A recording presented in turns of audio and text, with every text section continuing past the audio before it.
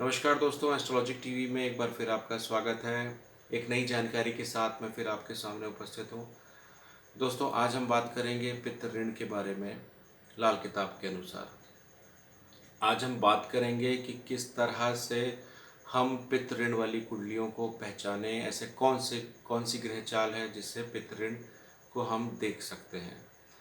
दोस्तों, पितृ ऋण जो है वो एक वास्ट सब्जेक्ट है। इसको एक वीडियो में समेटना संभव नहीं है। फिर भी मैं कोशिश करूंगा कि मैं आपको प्रमुख ऋणों के बारे में बता दूं, प्रमुख पितृ ऋण के बारे में बता दूं। दोस्तों, पितृ ऋण जो होता है ये हमारे पूर्वजों की गलतियां होती हैं जो उन्होंने जानबूझकर या भूलवश की हों। अब कोई भी जो गलतियां हैं वो जानबूझ के तो करता नहीं है, जाहिर सी बात है। भूलवश भी होती है और जानबूझ के भी होती है। तो ये जो गलतियां होती हैं ये ऋण के रूप में, ये जो गलतियां होती हैं ये ऋण के रूप में पीढ़ी दर पीढ़ी ट्रांसफ़र होती रहती है। जैसे किसी की कुंडली में पितृदोष है तो उसके बच्चों में, फिर उनके बच्चों में, फिर इस तरह से ये ऋण जो है चलता रहता है यदि इसका कोई उपाय नहीं किया गया तो। और कभी कभी तो ये जो ऋण है इतने ज़्यादा प्रभावशाली देखे गए हैं कि एक ही घर में जो बाप है और उसके 3 बच्चे हैं, तो उन 3 बच्चों में किसी एक बच्चे की कुंडली में बिल्कुल वैसे ही ऋण बने रहते हैं जैसे कि बाप की कुंडली बना है। यानी बाप की कुंडली में यदि बुध का ऋण बना हुआ है तो बिल्कुल वैसे का वैसा किसी एक बच्चे की कुंडली में बिल्कुल वैसे ही, जैसे बाप की कुंडली में अगर बुध का ऋण बना हुआ है तो किसी एक बच्चे की कुंडली में बिल्कुल वैसे ही का वैसा बुध का ऋण बना होगा। ये बिल्कुल देख सकते हैं, ऐसा मैंने भी देखा है और ऐसा ऐसा होता ही है। ये इतने ज़्यादा प्रभावशाली होते हैं। तो अब हम इन ऋण ऋण ये जो ऋण है इनके बारे में आगे बातचीत करते हैं। दोस्तों, ये जो जो ऋण है ये प्रमुख रूप से खान नंबर 9 से बनते हैं। जैसा कि आप मेरे स्क्रीन में देख रहे हैं, खान नंबर 9 हमारे भाग्य का घर होता है, हमारे बुजुर्गों का घर होता है। और यदि भाग्य अच्छा है तो सब कुछ अच्छा है, भाग्य खराब है तो सब कुछ खराब है। खाना नंबर 9 जो होता है ये बृहस्पति का पक्का घर होता है। इसलिए जो प्रमुख जो ऋण है वो यहीं से लगते हैं। एग्जाम्पल के लिए, यदि जो मैं कॉमन ऋण के बारे में बता रहा हूँ आपको कि यदि खाना नंबर 9 में कोई ग्रह बैठा है, यानी एग्जाम्पल के लिए यदि खाना नंबर 9 में भाग्य भाव में यदि मंगल ग्रह बैठे हैं, एग्जाम्पल के लिए खाना नंबर 9 में यदि मंगल ग्रह बैठे हैं और ठीक उसी समय मंगल के पक्के घर, यानी मंगल के पक्का घर यानी खाना नंबर 1 और खाना नंबर 8, मंगल का पक्का जो घर होता है खाना नंबर 1 और खाना नंबर 8 होता है। यदि मंगल 9 के समय खाना नंबर 1 और खाना नंबर 8 में यदि बुध जाके बैठ गए, इसका मतलब उस कुंडली में मंगल ग्रह का पितृ ऋण लग गया, यानी मंगल ग्रह का पितृ ऋण उस कुंडली में लग गया। अगला एग्जाम्पल आपको देता हूँ। यदि खाना नंबर 9 में चंद्रमा जाके बैठ गए और ठीक उसी समय चंद्रमा के पक्के घर यानी खाना नंबर 4 में यदि बुध जाके बैठ गए, तो समझ लीजिए कि उस कुंडली में चंद्रमा का ऋण लग गया। आगे बताता हूँ। यदि खाना नंबर 9 में खुद बृहस्पति जाके बैठ गए, भाग्य के कारक बृहस्पति खुद खाना नंबर 9 में जाके बैठ गए और ठीक उसी समय यदि खाना नंबर 2 में, खाना नंबर 5 में, खाना नंबर 11 में, खाना नंबर 12 में यदि बुध जाकर बैठ गए, तो इसका मतलब है कि वहाँ पर बृहस्पति का जो ऋण है वो लग गया। ये कुछ कॉमन तरीका है खाना नंबर 9 से निकलने वाले ऋण को देखने का। कुछ एक एक तरीका और है जिसमें हम ये देख सकते हैं कि बृहस्पति का जो ऋण है वो किस तरह से लगता है। ये आप इसको ज़रा ध्यान से समझिएगा। ये बहुत ही मतलब बहुत ही महत्वपूर्ण विषय है समझने के लिए। यदि अ, खाना नंबर 2 में,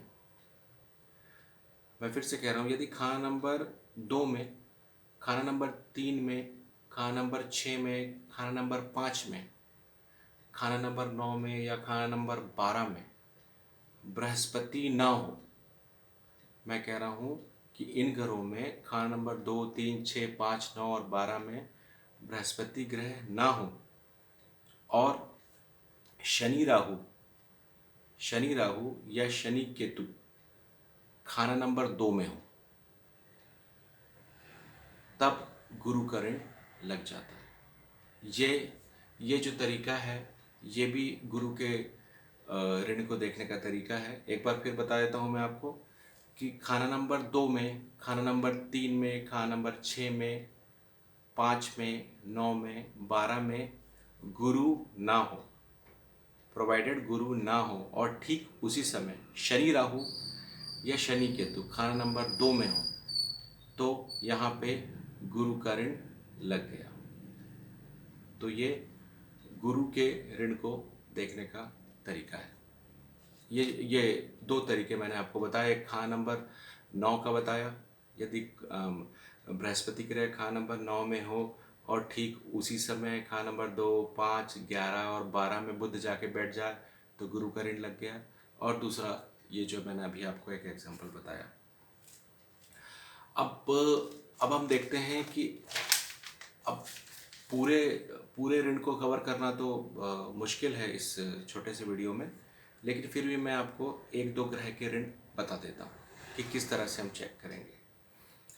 देखिए, यदि खाना नंबर 1 या खाना नंबर 11 में